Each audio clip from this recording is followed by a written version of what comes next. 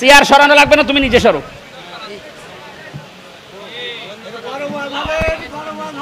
কথা বোঝার কোনো ইনে তাফসীরুল কোরআন মাহফিলে আমি আর কি করছি? কথা বোঝার চেষ্টা করেন ভাই।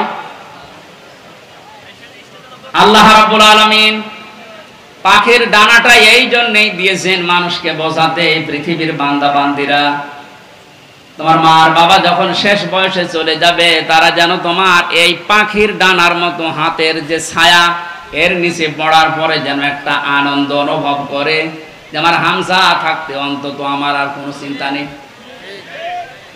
মহেশপুরবাসী কত আলেম এখানে বসে আছে, হাজারো মানুষ আমরা, বলেন তো আমাদের মা আর বাবা এখন শেষ বয়সে এসে এইটা বলার মতো স্কোপ পাচ্ছে?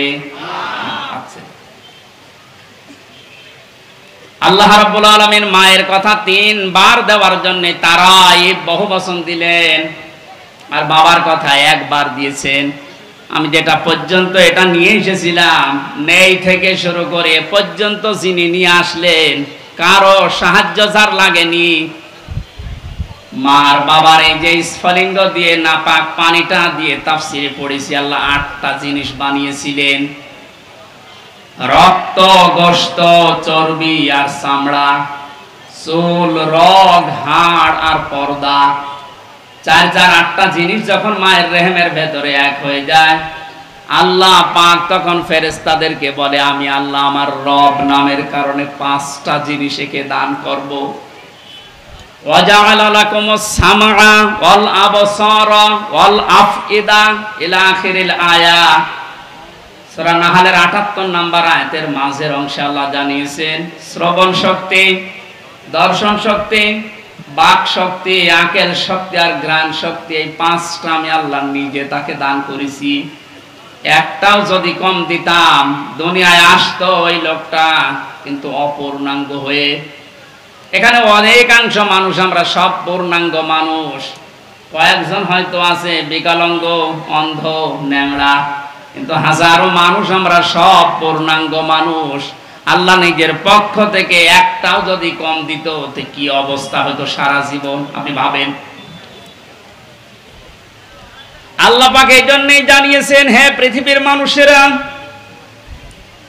নেই থেকে শুরু করে উল্লেখ করার মতো একটা জায়গায় তোরে নিয়ে আসলাম, এরপরও আমার সাথে তোর নাফরমানি কমে না। কাইফা তাকফুরুনা বিল্লাহি ওয়া কুনতুম আমওয়াতান ইলা আখিরি আয়াত। বালাগাত মানতিক যারা পড়ায় বা জানে, কাইফা শব্দটা 11টা বিষয়ের আগে আল্লাহ ব্যবহার করেন। কাইফা শব্দের প্রথম ব্যবহার হচ্ছে মানতিকের কায়দায়। আল্লাহর বিশ্বাস হতে চায় না এমন জায়গাকে আল্লাহ কাইফা দিয়ে শুরু করেন। এটা এতক্ষণ যেটা বলছিলাম, বীর্য থেকে শুরু করে এ পর্যন্ত আনার পেছনে কারো কোনো অবদান নেই। মার বাবা শুধু এক বিছানায় ছিল, এতটুকু তাদের কাজ। বাকি যা করার বলেন তো কে করেছে? এই মানুষ এখান থেকে হামজা পর্যন্ত হবার পরে যখন নাফরমানি করে, তখন আল্লাহ কাইফা শব্দ দিয়ে শুরু করেছেন যে কি করে নাফরমানি করে আমারও বিশ্বাস হয় না। কাবার গেলাপ ধরে মানুষ কিন্তু ষষ্ঠ চক্করে এইটাই বলে এসেছি আমরা, রব্বুল আলামিন আমি তোমার গোলাম হিসাবে, বান্দা হিসাবে বহু কিছু আমাকে তুমি দিয়েছো, ওই যে বীর্য থেকে পর্যন্ত, কিন্তু তুমি আমার মালিক হিসাবে আমার তো কিছু দেওয়া দরকার। আমি তো কিছুই তোমার আজ পর্যন্ত দিতে পারলাম না, তবে একটা জিনিস আমার আছে পুঁজি। তোমার ওই রহমান, ওই গফফার, ওই গফুর নামের খাতিরে এই কাবা সামনে নিয়ে বলছে আমার মাফ করে দাও। এই জন্য যারা তাওবা করার জন্য এখনো রাজি হননি, এখনো পর্যন্ত শয়তানের ধোঁকায় পড়ে আছেন, সুযোগ আছে, আপনারা আশা করছি ফিরে আসবেন। আল্লাহ রাব্বুল আলামিন এই যে রাত 12টার পরে তাহাজ্জুদের সময়ে প্রথম আসমানে এসে আপনাদের মতো আমাদের মতো মানুষকে ডাক দিয়ে বলবে, আসো ক্ষমা চাও, ভুল করে ফেলেছো, ক্ষমা চাও। আমরা যেন ক্ষমা চেয়ে নিজের জীবনটাকে মুহাম্মদুর রাসূলুল্লাহর উম্মতে পরিণত করতে পারি, বলেন আমিন। মহেশপুরবাসী বান্দা যখন এটা পড়তে পড়তে কিছুক্ষণ যাবার পরে দেখবে না লজ্জা লাগে, পড়ার মতো না, আল্লাহ পাক বলবেন না পড়া লাগবে। আমার তো ওই দিবসের কথা মনে হয়ে এখন আফসোস হচ্ছে, আল্লাহ আমি কি সত্যি পড়তে পারবো? আমার এই 24 সালের এটা আগস্ট মাস, যদি আল্লাহ বলে প্রথম তারিখ পর্যন্ত তোরে মাফ করে দিলাম, চা তোর কোনো হিসাব নেই, শুধুমাত্র এই যে 17 তারিখ আজকে, এই 17 দিনের হিসাব দিয়ে জান্নাতে চলে যা।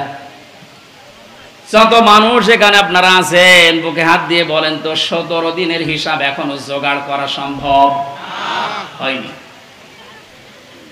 অথচ যে হাদিস পড়েছিলাম নবীজি বলেন মা তাজালু কদামা বানি আদম আবদি ইয়াউমাল কিয়ামাতি হাত্তা ইসালান খামসিন। কিয়ামতের এই কঠিন ময়দানে প্রতিটি মানুষকে আল্লাহ তার নিজের সামনে দাঁড় করাবেন, প্রত্যেককেই 5টা করে প্রশ্নের উত্তর জিজ্ঞাসা করবে। 5টা প্রশ্নের সঠিক জবাব দেওয়া ছাড়া কেউ সামনেও যেতে পারবে না, পেছনেও যেতে পারবে না, জায়গায় দাঁড়িয়ে থাকবে। শুধু মাইক ফাটিয়ে টেবিল ফাটিয়ে ফেলেন না, নিজের সাথে মিলান তো। জালেমদের কথা তো বাদই দিলাম, আমরা যারা মজলুম আছি তারা নিজেদের দিকে এই 5টা বিষয় একটু মিলাই। গোজামিল দিয়ে উত্তর দিলে হবে না, নকল করে গোপালগঞ্জের মতো পাশ করে চাকরি পেলে হচ্ছে না। এ প্লাস পাওয়ার পরও আমাদেরকে দেয় না, আর ওরা 2.5 পেয়ে চাকরি পেয়ে যাচ্ছে। তো দুর্নীতি হয়েছে, আপনি এবার টের পাচ্ছেন। বাস্তবতায় মিলিয়েছেন আপনি একবারও যে এই লোকটা নিজে আল্লাহর সামনে দাঁড়িয়ে আছে? আপনি নিজে মনে করেন দাঁড়িয়ে যখন আছে, আল্লাহ জিজ্ঞাসা করছেন আওনান উমরিহি ফিমা আফনা, হামজা বলো তো দেখি, একটা জীবন দিয়েছিলাম 60 বছরের, এই 60 বছরে কি করলে? জবাব সঠিকটা দাও। 2 নম্বরের বিষয় আল্লাহ দিয়েছেন যুবকদের বিষয়, এবং শাবাবিহি ফিমা আবলা, একটা যৌবন কাল দিয়েছিলাম। 15 থেকে শুরু করে 45 বছরে যে বিশাল একটা যৌবন কাল, এটা কোন কোন কাজে লাগিয়েছে বলো? আর যেহেতু যুবকদের কারণে দেশটা স্বাধীন হয়ে গেল, এই যুবকগুলো নাই পার পেয়ে যাচ্ছে। আমরা যারা যুবক আছি এই স্বাধীন দেশে এখনো পর্যন্ত পরিবর্তন হচ্ছে না, কি জবাব দেব বলেন?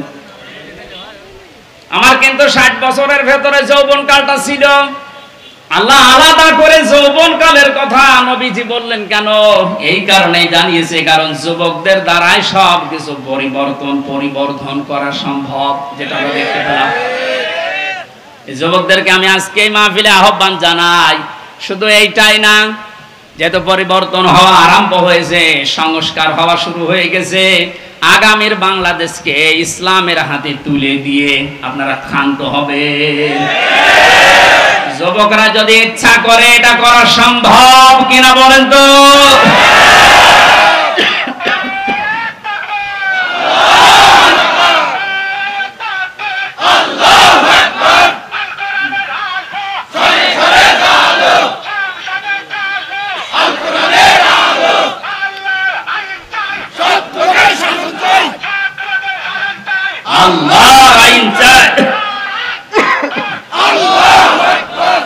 আলহামদুলিল্লাহ, তাকবীর যেন আল্লাহ কবুল করেন এবং আমাদের চোখে যেন দেখান, বলেন আমিন। আজকে এই যে শেজিয়া বাজারে আমি আয়াতটা পড়েছিলাম, রাআইতান নাস ইয়াদখুলুনা ফি দীনিল্লাহি আফওয়াজা। হে নবী, আপনি যখন দেখবেন যে আল্লাহর সাহায্য এসে গেছে, তখন তো বিজয় হবে। দলে দলে পালে পালে মানুষ ইসলামে প্রবেশ করছে, যেটা আমরা এখন চর্মচোখে সারা বাংলাদেশে দেখতে পাচ্ছি। একটু যাদের বিবেক আছে, একদম মরে যায়নি, তারা সবকিছু ভুলে ইসলামে চলে আসছে। কারণ ইসলামের মালিক ওরা জানে যে দেশে জামাত ইসলাম, শিবির, চরমনা, এরা না, ইসলামের মালিক কে? আর যারা আমরা আছি, আমরা ইসলামের খাদেম।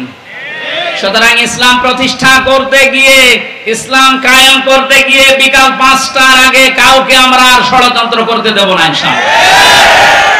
এই যে বিচারপতির নামে কলঙ্ক, মানব জাতি হিসাবে একদম কুলাঙ্গার এই যে মানিক, বিচারপতির নাম নিলাম এই কারণে, নাম নিয়েও গুনাহ হবে, কারণ এ মানুষের পর্যায়ে পড়ে না। ইসলামকে এই দুনিয়া থেকে মিটানোর জন্য বিশেষ করে বাংলাদেশ থেকে যারা ভূমিকা পালন করেছে বেশি, তার ভেতরে এই অবৈধ বিচারপতি একজন। ওর কথাবার্তা শুনলে শয়তান পর্যন্ত হাসে, বলে আল্লাহ তুমি আমারই শয়তান বানিয়েছো। এটা চোখে দেখোনি? আমি মাঝে মাঝে এবারে দেখি আর ভাবি আমি তো শয়তান দেখি না, যদি দেখতাম মনে হয় এরকমই হতো।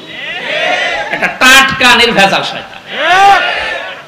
সুতরাং এরকম শয়তানের অনুসারী যারা আছেন তরিন আফরোজ থেকে বহু শয়তানকে 15 বছর দেখলাম। এখন ইসলামের যে উর্বর ভূমি বাংলাদেশে হচ্ছে, চলছে, কায়েম হওয়ার পথে, বাধা দিতে আসলে কিন্তু বিকাল 5টার আগে কোনো ছাড় নেই। এটা তো গেল কামলাদের। আর যিনি জমির মালিক যে বসে আছে, উনি যদি এসে দেখে সব ধান নষ্ট করে ফেলেছে, এরপরে উনি কিছু বলছে না, তার মানে ওনার কোনো শক্তি নেই। বিশ্বাস করেন, মনে মনে চিন্তা করেন ওনার শক্তি নেই তা না, এখন হয়তো কিছু বলছে না, গোপনে ওনার কোনো কিছু আছে। যেদিন ধরবে ওদিন বাপ বলার সময় দেবে না, যেটা আমার আল্লাহ এখন মালিক হিসাবে করছে। ইন্না বাদশা রব্বিকা লাশাদীদ, তোমার রবের ধরা বড় শক্ত ধরা। নৌকা উঠে পালাতে গিয়েও পারে না। পারবে কি করে? কারণ ওরে তো আমরা ধরি নাই, ধরেছে কে? এদের কারণে হাজারে অবৈধ আইন মন্ত্রীর কারণে হাজার হাজার মানুষ আইনের এই জায়গায়, ন্যায় বিচারের জায়গায় অবিচার পেয়েছে বেশি। তার বাস্তব প্রমাণ আমি নিজে না, সিএমএম কোর্ট, জজ কোর্ট, হাইকোর্ট মিলিয়ে আমার মামলা কতবার তুলেছে। এই যে আমার মামা বসে আছে, মামা শ্বশুর, আমার চাচা ছিল ঢাকায়, বাবা তো ওগুলো বোঝে না ভালো, রাত দিন ধরে চাকরি করে বেটা, এরপরও রাত দিন এখানে ওখানে উকিল ধরে করবে কি? কারণ যারাই ধরবে, যত বড় উকিল ধরুক, আর এক উকিল তো বসে আছে ওখান থেকে, যতক্ষণ সিগন্যাল না পাবে আমার নাকি বের হওয়ার কোনো একটা বিচার হলো। আর প্রতিদিন টিভির সামনে এসে শুনতাম যে নাকি লেকচার দিচ্ছে যে আমরা ন্যায় বিচার কায়েম করে ছেড়ে দিয়েছি। এই ন্যায় বিচার। আমার মতো মূল্য চুরির মামলায় যদি 33-32 বার হাইকোর্টে মামলা ওইটা জামিন না দেয়, কিসের ন্যায় বিচার? যেটা এখন সব পরিষ্কার হয়ে গেছে। 15 বছরে কোনো ন্যায় বিচারে দেশে কায়েম হয়নি, পুরাটা হয়েছে অবিচার। আল্লাহ যেটা নিজে এখন ধরিস। এই জন্য সাবধান, আল্লাহ এমনি কিছু বলছে না। অনেকে মনে করছে এত কিছু করে কিছু হয় না। এখন কিছু টের পাচ্ছেন? আলেমদের মাথায় দড়ি দিয়ে ছাগলের মতো, গরুর মতো যখন টেনে